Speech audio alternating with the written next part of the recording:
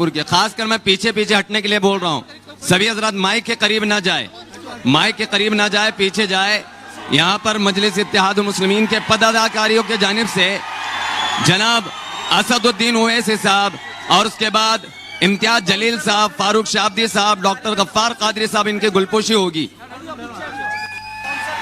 इसके बाद मैं बिला ताखिर मैं नकीब मिल्लत को इस शेर के साथ दावत सुखन दूंगा। तख्त व ताज भी झुकते हैं मेरे कायद के पास, तख्त व ताज भी झुकते हैं मेरे कायद के पास। अल्लाह हर दौर में हम सबको ऐसा कायद अता करे। इंसाफ की आवाज असदुद्दीन ओवैसी, गंगा जमुना तहजीब का प्रतीक असदुद्दीन ओवैसी, कल भी बोलते थे और आज भी बोलेंगे, हमारा कायद है असदुद्दीन ओवैसी। तो टेपू के आसार औरंगजेब का किरदार, टेपू के आसार औरंगजेब का किरदार देखा है मेरे कायद में। तूफानों से लड़ना, दरियाओं से उलझना देखा है मेरे कायद में। जनाब अलहाज बैरिस्टर असदुद्दीन ओवैसी साहब।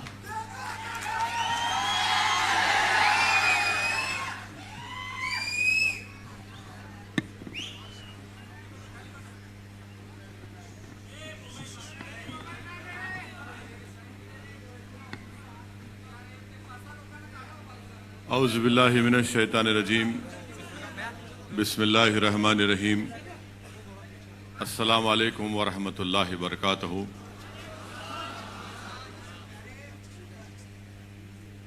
मेरी इज़्ज़तदार माँ और बहनों, मुअज़्ज़िज़ हाज़रीन कराम, बुज़ुर्गान मिल्लत, मेरे गयूर नौजवान साथियों, महाराष्ट्र के सदर और वर्किंग प्रेसिडेंट जनाब इम्तियाज जलील साहब और डॉक्टर गफ्फार कादरी साहब, ज़िले शोलापुर के मजलिस इत्तेहादुल मुस्लिमीन के सदर मोहतरम जनाब फारूक शाब्दी साहब, शोलापुर के तमाम मजलिस इत्तेहादुल मुस्लिमीन के अरकान, जिम्मेदारान, मैं आप तमाम का शुक्रिया अदा करता हूं कि आपने अपना कीमती वक्त निकाल कर आज के इस इजलास में शिरकत की। और जैसा कि जनाब फारूक साहब ने बताया कि ज़िले इंतज़ामिया की तरफ से मजलिस इत्तेहादुल मुस्लिमीन को इजाज़त दी गई, सिर्फ इस हॉल में हमको अपनी मीटिंग करने का परमिशन, इजाज़त दी गई। मैं आपसे वादा कर रहा हूं कि इंशाअल्लाह ताला आइंदा जब जलसा होगा मजलिस इत्तेहादुल मुस्लिमीन का, तो जैसा हम हमेशा खुले मैदान में या स्टेडियम में करते उसी तरह एक जलसा होगा इंशाअल्लाह ताला। अब इंतज़ामिया और पुलिस की तरफ से जो परमिशन दिया गया, मैं पहले से वक्त दे चुका था फारूक साहब को कि मैं शोलापुर आ जाऊंगा। तो अल्हम्दुलिल्लाह अल्लाह सुब्हाना व तआला ने मौका दिया कि मैं यहाँ पर आ सका। आपने अभी सुना कि इम्तियाज जलील साहब ने, डॉक्टर गफ्फार कादरी साहब ने और जनाब फारूक साहब ने तमाम अहम बातों का जिक्र आपके सामने किया। और अभी इम्तियाज जलील साहब ने आपको बताया कि 11 दिसंबर के दिन इंशाअल्लाह ताला मजलिस इत्तेहादुल मुस्लिमीन की जानिब से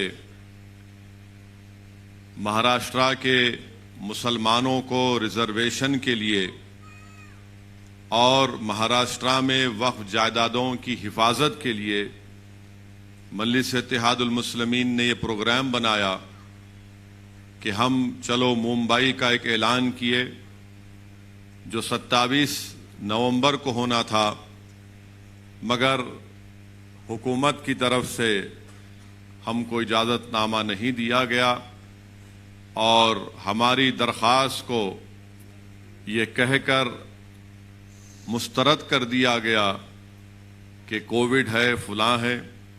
मगर हमने ये तय किया कि इंशाअल्लाह ताला अब 11 दिसंबर को ये चलो मुंबई का प्रोग्राम होगा, जिसका मकसद एक ही है कि महाराष्ट्र में जो मुसलमानों में जो 50 बिरादरियां हैं उनको रिजर्वेशन मिले और महाराष्ट्र में जो वक्फ की जायदादें हैं उसका तहफ़्फ़ुज़ हो सके, उसका सही इस्तेमाल हो सके।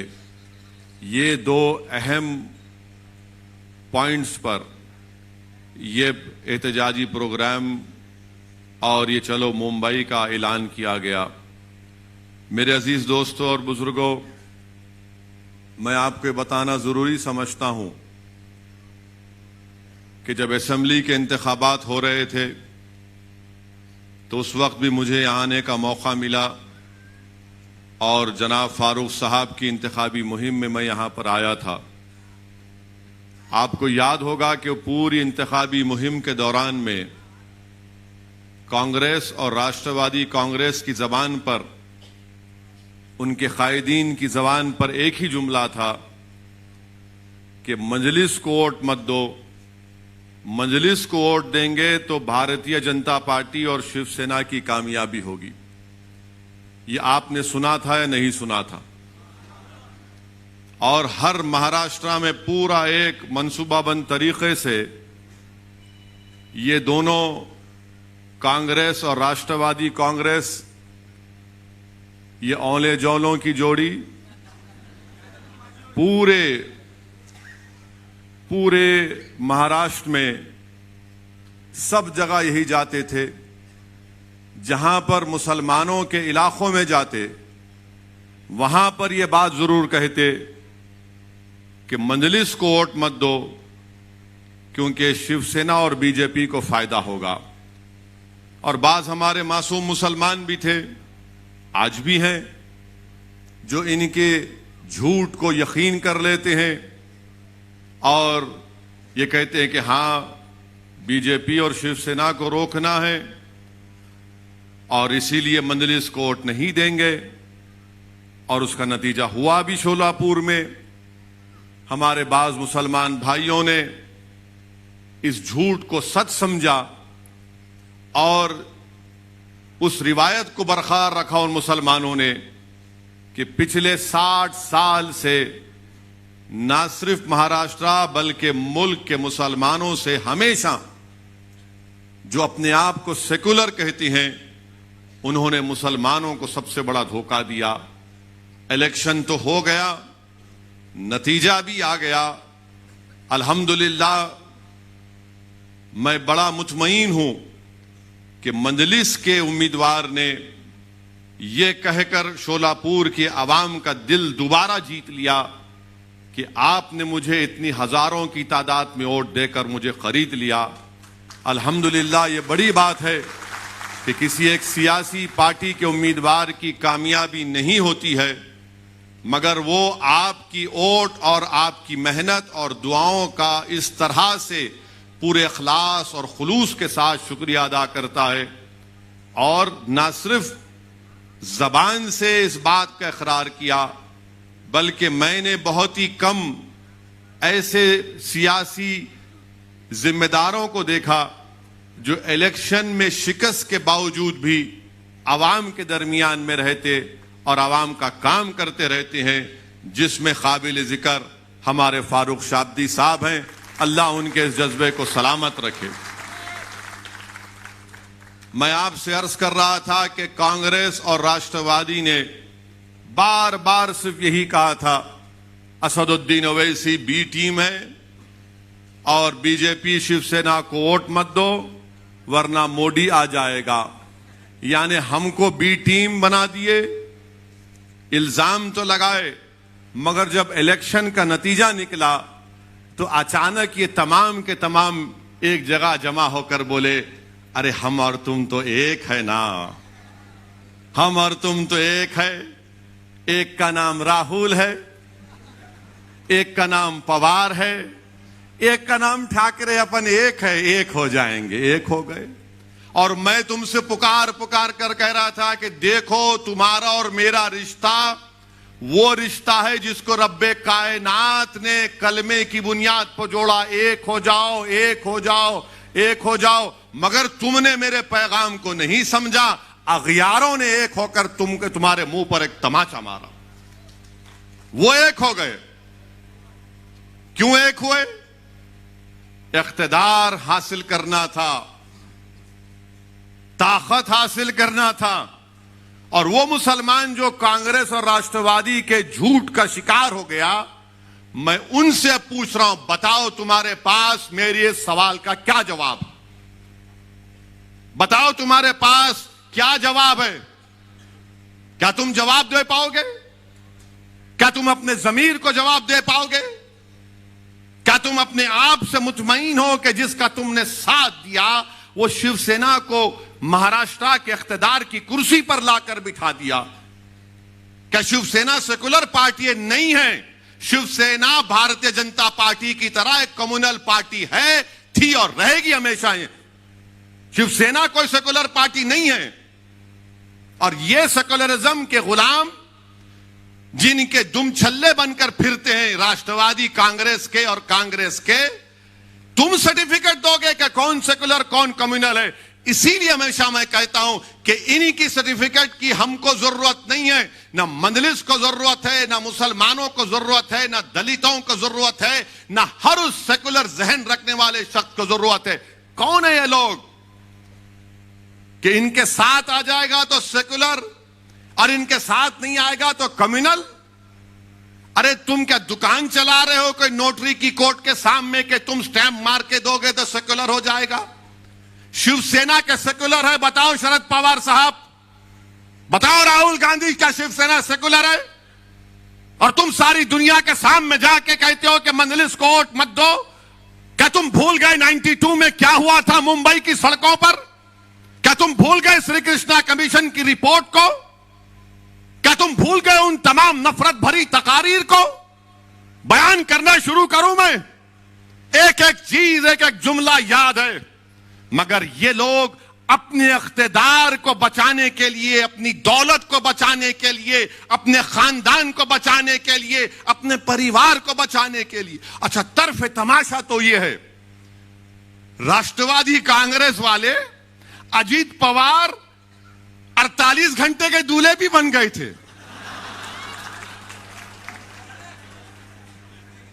48 घंटे का कोई दूल्हा बनता है? अजीत पवार और फडणवीस मिलकर शादी कर लिए। अब इसमें दुल्हन कौन थी नहीं मालूम, पवार साहब बताएंगे। हम तो दूल्हे भाई हमेशा के लिए, हमको नहीं मालूम। 48 घंटे के लिए अचानक सुबह सुबह दौड़ रहे हैं, तू मुख्यमंत्री मैं डिप्टी, और फिर पूरे फाइल गायब, पूरी फाइल गायब। और फिर बाद में सेकुलर हो आते हैं, नहीं नहीं नहीं वो गंदा है फडणवीस, बीजेपी है। और फिर उद्धव ठाकरे को बोलते नहीं नहीं ये दूध का धुलावा है, शिवसेना अच्छी है। अब जाके कोई पूछेगा इनसे, जवाब दो, ये क्या ड्रामा किया तुमने? अगर कोई मुसलमान राष्ट्रवादी कांग्रेस का निकलकर किसी और पार्टी में आ जाता, मिसाल के तौर पर मंदलिस में आ जाता है, तो उसको बोलेंगे ये गद्दार है, निकाल के फेंकेंगे उसको, पुलिस पीछे लगा देंगे। नहीं, ये कैसा आ रहा है, मंदलिस में कैसे दाखिल हो रहा है? मगर आपके घर वाला जाकर बीजेपी को सपोर्ट करता है तो कुछ नहीं होता। ये क्यों बता रहा हूं कि आपको समझना है, महाराष्ट्र के मुसलमानों को समझाने के लिए, महाराष्ट्र के सेकुलर जहन रखने वाले लोगों को समझाने के लिए। हर बात पे कहते हैं मजबूरी है, कहे की मजबूरी बताओ मेरे को, कहे की मजबूरी है? यानी हम सब भूल जाएं और तुम जो फैसला करोगे हम गुलामों की तरह, कैदियों की तरह तुम्हारे में हाँ मिलाते रहे। शिवसेना को तुमने सेकुलर बना दिया और मंदलिस को तुमने कम्युनल कह दिया। क्या इनका मामला है? और ये तीनों की, ये 3-1 की सरकार, 3-3 मिलके सरकार चला रहे हैं और फिर बोल रहे नहीं सेकुलरिज्म को बचाना है। कौन सा सेकुलरिज्म बचाएंगे? क्या यह बात सच नहीं है कि महाराष्ट्र की विधानसभा में उद्धव ठाकरे ने असेंबली में खड़े होकर नहीं कहा था, इम्तियाज साहब अभी हालिया दिनों में कहा था ना मंदिर के बारे में, मस्जिद के बारे में। मुख्यमंत्री है, बताओ कांग्रेसियों राष्ट्रवादियों, तुमको शर्म नहीं आती कि तुम्हारा ताईद का एक चीफ मिनिस्टर खड़े होकर कहता है कि हमने बाबरी मस्जिद को शहीद किया था। शर्म आनी चाहिए लोगों को। याद करो मुसलमानों, जब मैं तुमसे कह रहा था, याद करो मैं जब तुमसे पुकार पुकार कर कह रहा था, तुमसे भीख मांग रहा था और आज भी मांग रहा हूं कि अब तुम इन पर भरोसा मत करो, अपने आप पर करो, अल्लाह पर करो और अपने वोट का सही इस्तेमाल करो। और आपका मामला यह है कि हमारी तकरीर सुन लिए, थाली मार लिए, आंख में दो खतरे आंसू के आ गए, आपने मुझ पर खैरात बरसा दी और घर को जाकर नहीं अब सुबह में देखेंगे। नहीं, बदलना है। इनको पहचानो, आप इनको पहचानो। अपने इख्तिदार के लिए, अपनी सत्ता के लिए, अपने खानदान को बचाने के लिए, अपने परिवार को बचाने के लिए, अपनी जेबों को भरने के लिए, अपने करप्शन के स्कैंडल्स को छुपाने के लिए इन्होंने सेकुलरिज्म को खत्म नहीं बल्कि दफना दिया। महाराष्ट्र में दफना दिया सेकुलरिज्म को कांग्रेस ने और राष्ट्रवादी कांग्रेस ने। अब क्या बोलेंगे? नहीं, मोदी को रोकना है। मेरे दोस्त, कब से फर्क पैदा हो गया बीजेपी शिवसेना में? कब से फर्क पैदा हो गया? मगर ये लोग आकर हमारे जहनों को कैप्चर करके बैठे। मुसलमानों को बोलेंगे नहीं, क्या करें? अरे क्या करना है? तुम इख्तिदार से दूर रहो, कराओ इलेक्शन दोबारा, इतना दौलत तुम्हारे पास है ना। मगर नहीं, हमारे जज्बात का मजाक उड़ाया गया, सेकुलरिज्म को दफना दिया गया और सेकुलरिज्म की खबर पर ये कांग्रेस, राष्ट्रवादी उद्धव ठाकरे अपने इख्तिदार का महल बनाकर यहां पर महाराष्ट्र में हुकूमत कर रहे हैं। मेरे अजीज दोस्तों और बुजुर्गों, बताओ क्या राष्ट्रवादी कांग्रेस और कांग्रेस पार्टी भूल गई?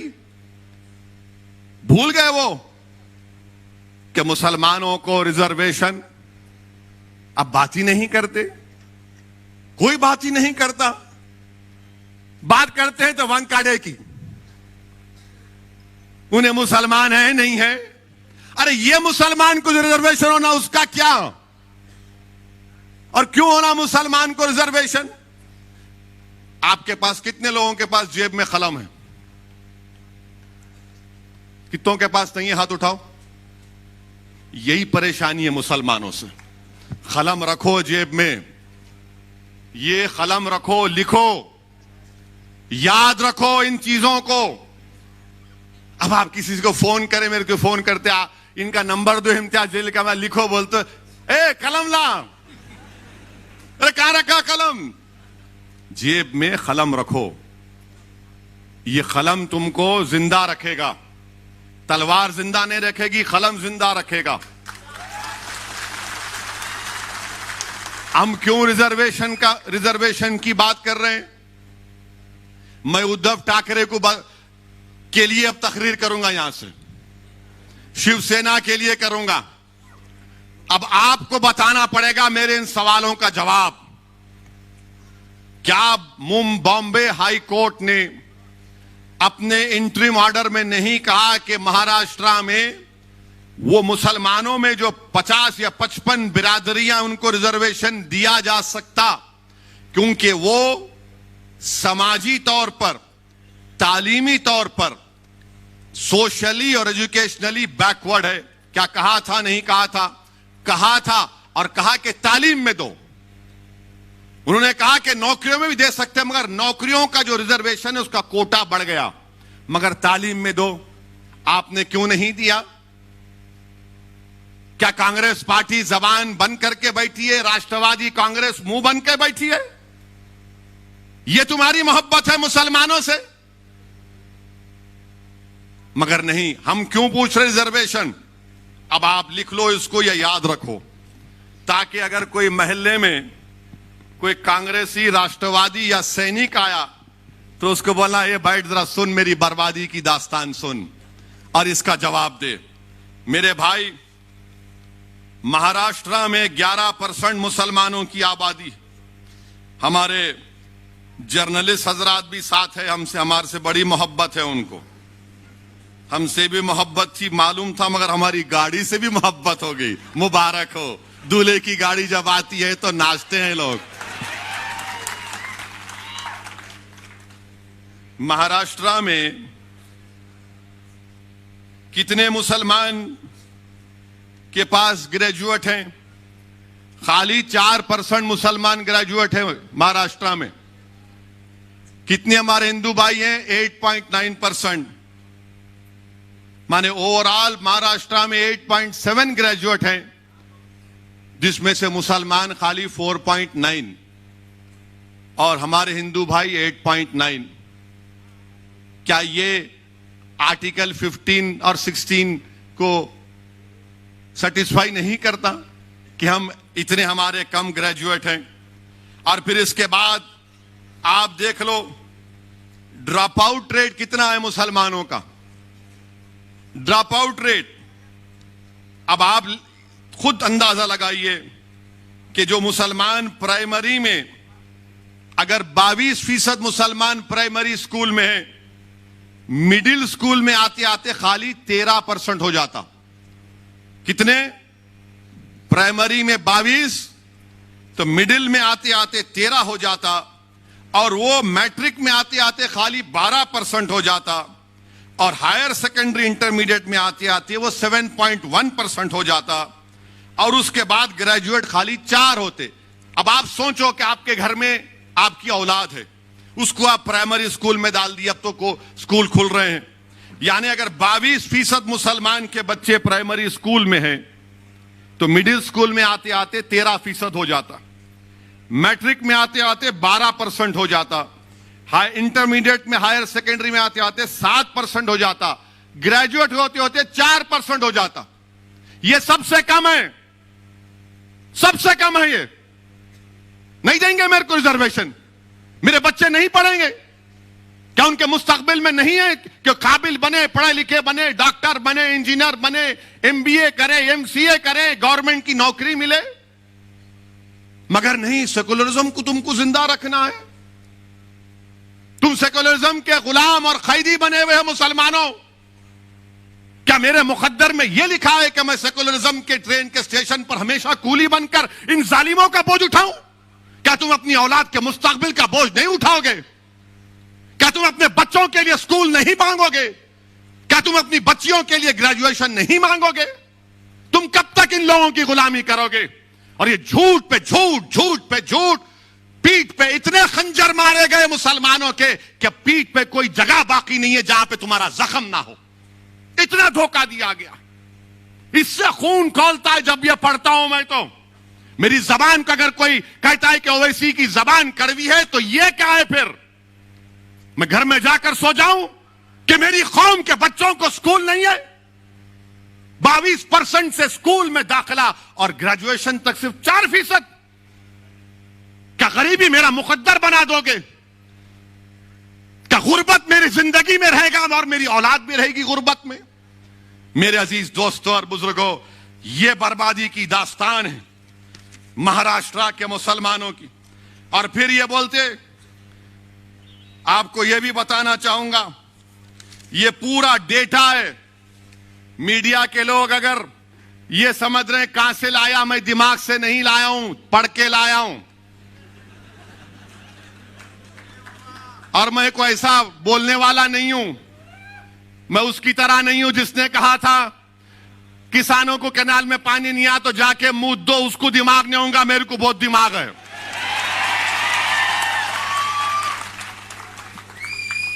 अब आप सुनो, पूरे महाराष्ट्र में कितनी जमीनें, एग्रीकल्चर लैंड कितनी है मुसलमानों के पास रूरल एरिया में।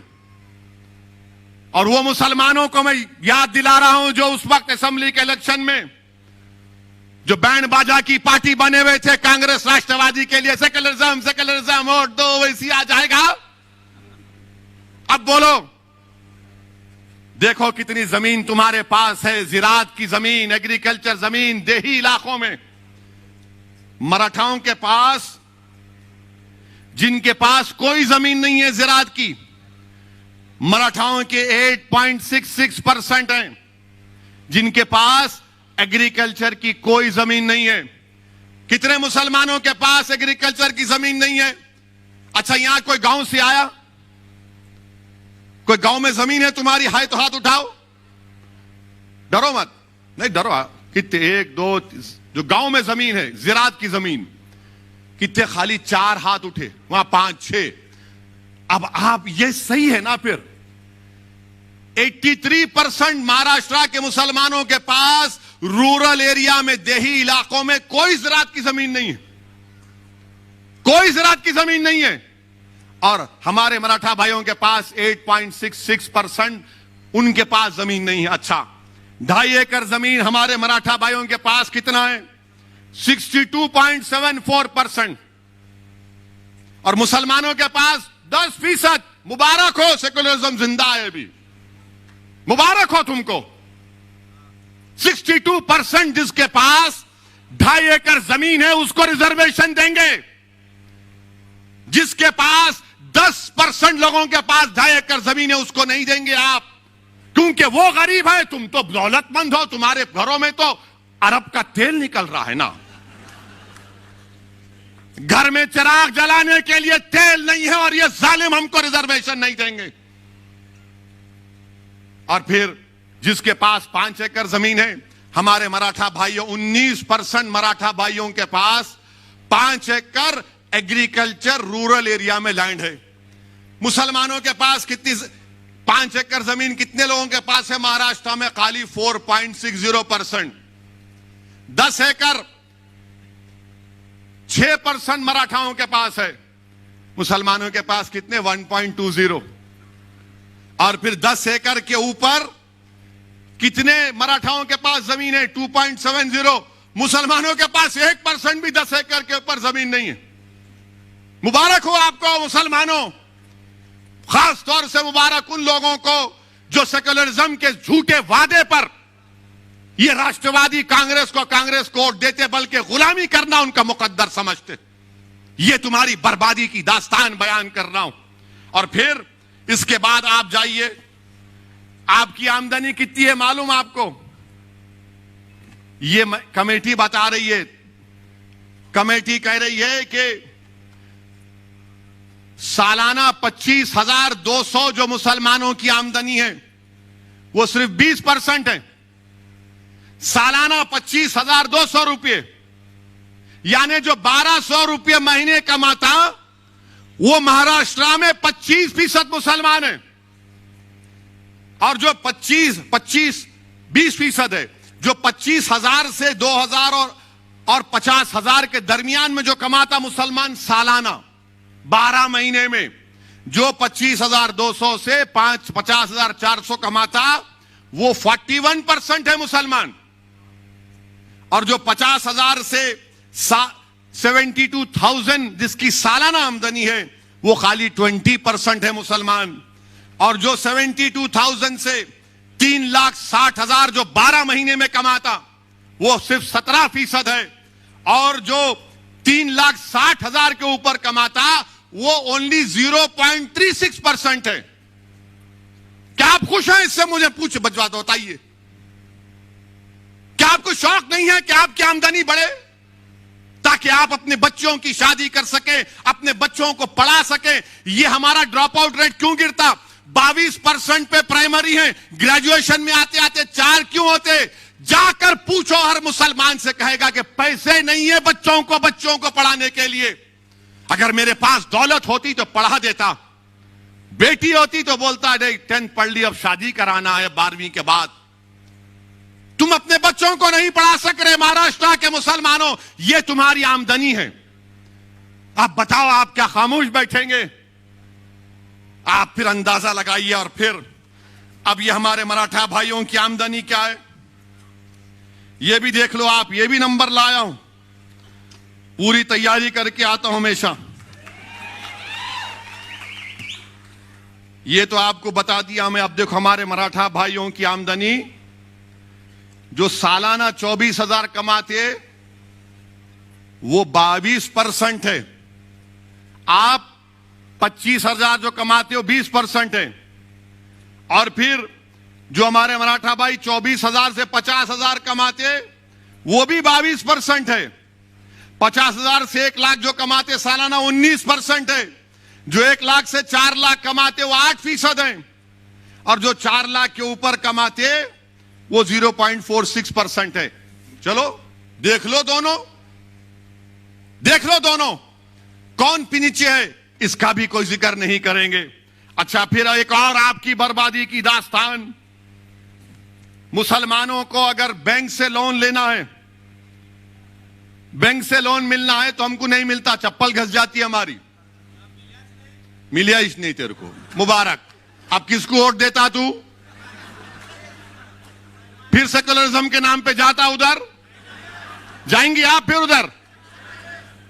कितनों को वोट? आप देखो, आप 40% मराठा भाइयों को बैंक से लोन मिलता, मुसलमानों को बैंक कोऑपरेटिव मिला के खाली 5%। वहां 40%, यहां 5%। कोऑपरेटिव सोसाइटियों में 40% मराठा भाइयों को लोन मिलता, मदद मिलती। हमारे पास क्रेडिट सोसाइटी में 2.6। मुबारक हो वो गुलामों को मुबारकबाद दे रहा हूं जो राष्ट्रवादी कांग्रेस और कांग्रेस का भजन मंडली का काम करते हैं। प्राइवेट मनी लेंडर्स, यानी ये जो प्राइवेट मनी देते, खून चूसते, वो 14% मराठा भाइयों को लोन देते और मुसलमानों को 4%। अच्छा, दोस्त अहबाब जो मराठा भाइयों को मदद करते हो 2% और मुसलमानों में 17%। ये डेटा है। आप अब अभी बताओ आप क्या करेंगे अब आप? इसीलिए मजलिस इत्तेहादुल मुस्लिमीन ने तय किया कि रिजर्वेशन मुसलमान के लिए जरूरी है महाराष्ट्र के। अच्छा, गुर्बत कितनी है, पॉवर्टी पूरे महाराष्ट्र में रूरल एरिया में 28% मुसलमानों में, देही इलाकों में, शहरी इलाके अर्बन इलाके में 15.6। हमारे हिंदू भाइयों में पॉवर्टी रूरल देही इलाकों में 23.8 और अर्बन इलाकों में 6.9। यहां पर भी हम पीछे हैं ना। नहीं दोगे रिजर्वेशन, किसको देगो फिर? ये हमारा ये रिकॉर्ड आपके सामने इसलिए रख रहा हूं। अब आप सुन लो और एक बर्बादी की दास्तान। मुसलमान जो कच्चे घरों में रहता है वो 67% है महाराष्ट्र में। 67% मुसलमान कच्चे घरों में रहता है। तुम्हारे घर नहीं है और तुम सेकुलरिज्म की बात करते हो। मुझे उस बात का गुस्सा आता है। मुझे इन गैरों से, इन दुश्मनों से शिकवा नहीं है, मुझे अपने भाइयों से शिकवा है। मुझे वोट मत दो, मगर ये जुल्म को तो खत्म करो, ये नाइंसाफी को तो खत्म करो। मेरा हक तो मुझे दो, मुझे इज्जत की जिंदगी दो और मौत में भी इज्जत दो। मेरे नौजवानों का मुस्तकबिल दो, मेरे बच्चों को स्कूल दो, मुझे एक मुकाम दो। मैं आसमान से तारे तोड़ने के लाने की बात नहीं कर रहा हूं। ये सब क्या है फिर? मैं कब तक इन घरों में रहूंगा? और आपके पास पक्का घर कितने मुसलमानों के पास? 31%। 31%। और उस घर का भी देख लो मामला क्या है। जो घर बोल रहे थे मुसलमानों के पास 31% घर है। अब आपसे एक सवाल करूंगा और हमारे मीडिया वाले इसका जवाब सुन लेंगे। क्या मुसलमानों के एक घर में 3 लोग नहीं, 3-4 लोग नहीं सोते? कम से कम 3 लोग तो सोते हैं कमरे में, इस्तेमाल करते। जोर से बोलो, इनको मालूम होना ना, नहीं तो इन्हों हमारे पीछे रहते। अब आप ये बताओ, आपको जानकर तकलीफ होगी कि हमारे मराठा भाइयों के पास 3 रूम के कमरे 20% लोगों के पास है। 2 रूम का घर 48% लोगों के पास है। 4 रूम का घर 8% लोगों के पास है। 5 से ज्यादा कमरे का घर 3% लोगों के पास है। मेरे पास क्या है? मेरे पास सेकुलरिज्म है। मेरे पास धोखा है, मेरे दादा को धोखा दिए, उनके बाप को दिए, मेरे बाबा को धोखा दिए, अब तुमको धोखा दे रहे हो। नौजवानों, कल मुस्तकबिल तुम्हारा होगा, तुमको अपना हक हासिल करना पड़ेगा। तुम्हारे वालिद ने तकालीफ उठाई, तुम्हारे दादा ने तकालीफ उठाई, हमने जिन्ना के पैगाम को ठुकराया, हमने भारत को अपना वतन माना और मानते रहेंगे। हमने संविधान को माना मगर जमहूरियत को माना। यह कौन सी जमहूरियत है कि आप मुझे गरीब रख रहे हैं? मेरे अजीज दोस्तों और बुजुर्गों, यह आपके सामने इसलिए कह रहा हूं, अच्छा कितने मुसलमान स्लम में रहते हैं? महाराष्ट्र की रिपोर्ट कह रही है 54% लोग स्लम इलाकों में रहते। और आपको मालूम, हमारे मराठा भाइयों के पास 76% मराठा भाइयों के पास टॉयलेट है, मुसलमानों पे के पास खाली 35%। ये डेटा है। मेरे को मालूम है कि कल के बाद हमारे मीडिया वाले, बल्कि आज शाम से शुरू कर देंगे कि शोलापुर में ओवैसी ने भड़काऊ भाषण दिया। अरे थू है तुम्हारी बातों पर, कोई परवाह नहीं है। तुम जो लिखते लिखो, जो दिखाते दिखाओ, मेरी जबान को तुम रोक नहीं पाओगे। यह जुल्म है मेरे मुसलमानों से, यह जुल्म है मुझसे। तुम रिजर्वेशन नहीं देना चाहते मगर जुल्म क्यों कर रहे मुझ पर? क्यों जुल्म कर रहे मुझ पर? और आपको मालूम, मेरे अजीज दोस्तों और बुजुर्गों, आपके सामने हर चीज को खोल खोल कर बयान कर दिया हूं। अब आप देखो, क्या एक मुसलमान आईएएस ऑफिसर है महाराष्ट्र में? वो एक है, उन्हें बोल रहा मैं नहीं हूं, मैं हिंदू हूं बोल रहा हूं उन्हें। अल्लाह को मालूम उन्हें क्या है, आई डोंट नो। इधर भी है उधर भी है, उन्हें बिन पेंदे का लोटा है, उन्हें भी ऐसा है। और ये जो राष्ट्रवादी और कांग्रेस के बोलते अरे अरे नहीं मियां, उन्होंने आके बोल के चले जाते, उनका क्या है? अरे मैं आके बोल के नहीं जाता हूं, मैं ये तमाम हकीकत बयान कर रहा हूं। और अगर तुमको समझ में नहीं आया तो बुला लो, बैठ के बात करेंगे। अच्छा, एक मुसलमान आईएएस ऑफिसर नहीं है महाराष्ट्र में। आईपीएस ऑफिसर हमारे मराठा भाइयों के 28% आईपीएस ऑफिसर है मराठा भाई। कितने हैं? आपके कितने हैं? 1.9%। बजाओ थाली अब। 28% है। उनको रिजर्वेशन देने की बात ये तमाम, ये तीनों कर रहे हैं। ये अमर अकबर एंथनी की जोड़ी। हमको नहीं देंगे। गारत का गवाह भरता ही नहीं है उनका। 28% आईपीएस ऑफिसर। अच्छा, मंत्रालय में कितने हमारे मराठा भाई काम कर रहे हैं? 16.17%। यानी मराठा भाइयों की आबादी इम्तियाज साहब 33% है। यानी 33% आबादी हमारे मराठा भाइयों की है। आधे से ज्यादा आईएएस ऑफिसर हैं। 28%, 33% पॉपुलेशन, 28% आईपीएस ऑफिसर। आईएफएस कितने मालूम आपको? 18% है हमारे मराठा भाइयों के। आपके कितने हैं? नो, जीरो हैं आप। मेरे अजीज दोस्तों और बुजुर्गों, ये नाइंसाफी की तमाम बातें मैंने आपके सामने रख दिया। अब आप कच्चा पीने का पानी भी ले लो। वैसे माशाल्लाह ये राष्ट्रवादी और ये कांग्रेस शोलापुर में कितने 5 दिन में एक बार पानी, रोज पानी आता आपको? आता फारूक? 5 दिन में एक मर्तबा आता। हाँ,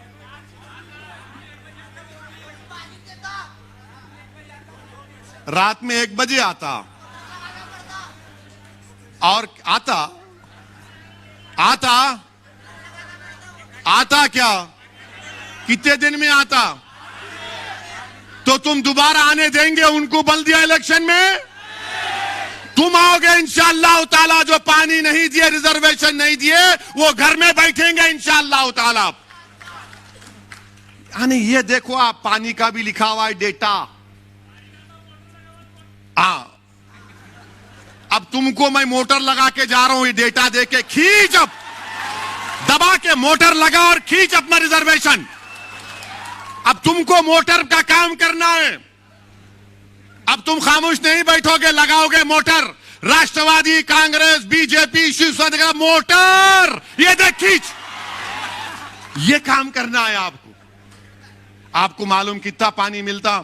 मराठा भाइयों के घर में 35% पानी का कनेक्शन, आपके पास, मुसलमानों के पास, यानी पब्लिक टैप, पब्लिक सब मिला के कितना है बोलू? पब्लिक वाटर टैप 46%, अपने पास खाली हैंड पंप। बोरवेल 16% मराठा भाइयों को, यहां पे खाली 4%। आप बताओ मेरे भाई, आप बताइए फिर। अब आप, इसीलिए मजलिस ने इन तमाम बातों को महसूस किया और हमने यह फैसला लिया कि अब और इस पर इंतजार नहीं किया जा सकता। हमको मुसलमानों के जो 50 बरादरियां हैं, जिनको हाई कोर्ट ने कहा कि इनको रिजर्वेशन मिल सकता है, मिलेगा। मराठा भाइयों को सुप्रीम कोर्ट ने भी कह दिया कि इनका डेटा एम्पिरिकल डेटा नहीं है, इनका बैकवर्डनेस का, सोशल एजुकेशनल बैकवर्डनेस का। आप देना है दो, आप, हम रोक नहीं रहे, मगर इंसाफ किससे होगा? इंसाफ ताकतवर से होगा या मजलूम से होगा? इंसाफ किससे होगा बताओ? इंसाफ ताकतवर से होगा, मजलूम से होगा? इंसाफ ताकतवर से होगा या कमजोर से होगा? इंसाफ तो कमजोर से होना चाहिए ना, इंसाफ तो मजलूम से होना चाहिए। ताकतवर को और ताकतवर करना ये इक्वालिटी नहीं है, कमजोर को ताकतवर के मुकाम पर लाना ये इक्वालिटी है, जिसका भारत की संविधान में बाबा साहिब अंबेडकर ने आर्टिकल फंडामेंटल राइट उसको बना दिया, राइट टू इक्वालिटी को। हम तो वही पूछ रहे हैं मेरे अजीज दोस्तों और बुजुर्गों। यही चंद गुजारिशात मुझे आप तक करना था। 11 दिसंबर को चलो मुंबई का प्रोग्राम है, उसमें जरूर शिरकत करिए। अगर आप नहीं आ सकते तो उसके लिए दुआ करिए। और मैं ये महाराष्ट्र की सरकार से कह रहा हूं, ये अमरावती में जो तबाही और बर्बादी हुई, ठीक नहीं हुआ। क्या कर रहे थे हुकूमत आपकी? कैसा किसी दुकानों को जलाया गया? किसने किया ये? चाहे किसी मजहब के मानने वाले की दुकान हो। क्या सरकार चला रहे हैं तुम लोग? लॉ एंड ऑर्डर मेंटेन करना नहीं आता? तुमको नहीं मालूम था कि गड़बड़ होगी? किसने जुलूस निकाला वहां अमरावती में? दुकानों को तशद्दुद के जरिए बर्बाद कर दिया गया। मजलिस हमेशा से तशद्दुद किया है, मगर यह सरकार की जिम्मेदारी है। मेरे अजीज दोस्तों और बुजुर्गों, यही चंद बातें आप तक पहुंचाना था। अभी तो यह स्टार्ट लिया हूं, फिर आऊंगा, मैदान में जलसा होगा, इंशाअल्लाह आधी बात करेंगे पूरी। मगर आपसे गुजारिश है कि मैंने जिन इन अहम बातों का जिक्र किया, सोचिए थोड़ी देर के लिए, यहां से एक फिक्र लेकर जाओ। याद रखो कि मुस्तकबिल आपका है, रिजर्वेशन मुसलमानों का हक है। और महाराष्ट्र की सरकार, ये तीनों पार्टियों की सरकार, अगर ये सेकुलरिज्म को, इक्वालिटी को मानते हैं, तो इनको महाराष्ट्र के मुसलमानों को रिजर्वेशन देना पड़ेगा। नागपुर के असेंबली के सेशन में बिल लाओ और महाराष्ट्र के मुसलमानों से इंसाफ करो। अस्सलाम वालेकुम व रहमतुल्लाहि व बरकातुहू। बहुत बहुत शुक्रिया। एक खास कर ऐलान है कि मजलिस इत्तेहादुल मुस्लिमीन शहर शोलापुर के सभी पदीदार अधिकारियों की जानिब से